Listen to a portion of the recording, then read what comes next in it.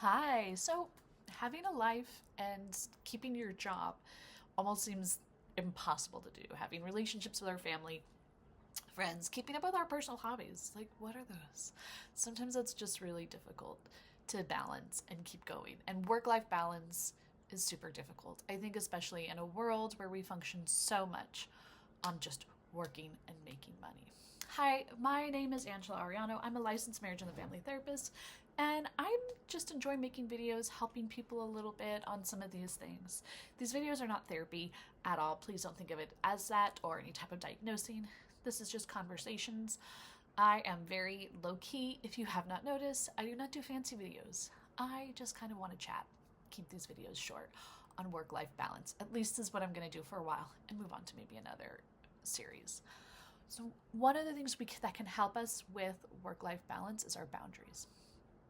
In my last video, we did talk about just noticing what comes up in our body when we are beginning to feel like stressed or overwhelmed. So, hopefully, you did that or you're able to kind of just think about that. But let's look at just boundaries. Boundaries in general. This is such a hot topic word. I think we hear it all the time when it comes to mental health, and it's fascinating to see also how like different generations tend to perceive work-life balance also. But just what are boundaries? So I'm slowly creating a worksheet that I'm gonna make available on Etsy. I'll probably sell it for like $1.99. And I'm gonna create my Etsy shop. I kind of suck at this stuff. But what we want to be able to do with our boundaries is just, I want you to be able to define what boundaries mean to you. I think it could mean something different to every single person. So I want you to be able to do that. And a big component is remembering that boundaries are something you set up and you need to be accountable for.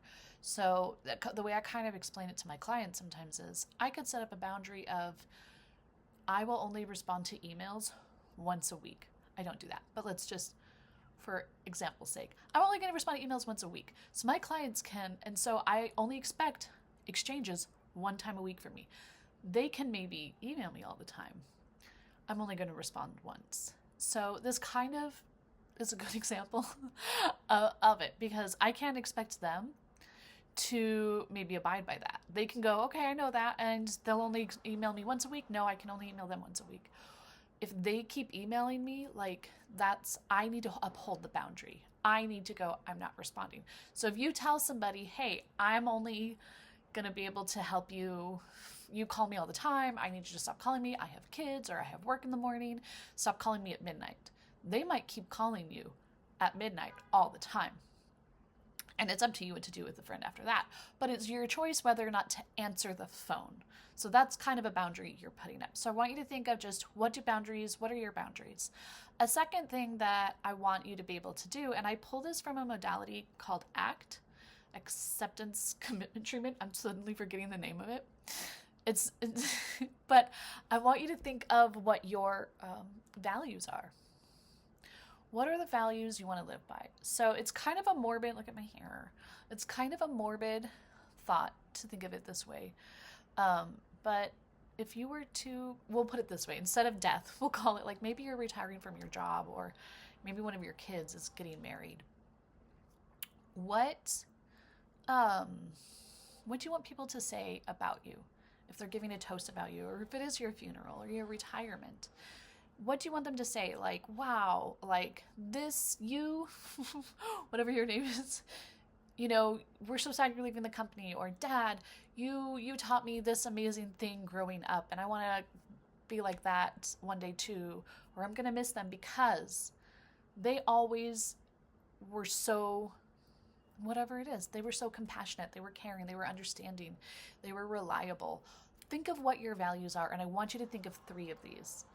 And have those help you. So then you can go into, because let's just say your value is peace. I want to be a peaceful person. I want peace in my life. So because I value peace, I'm not going to allow this person to do this to me. I'm not going to gossip because I value that. In my worksheet, I break it down like a little bit more. I kind of just gave it all away, but the worksheet helps break it down a lot more easily.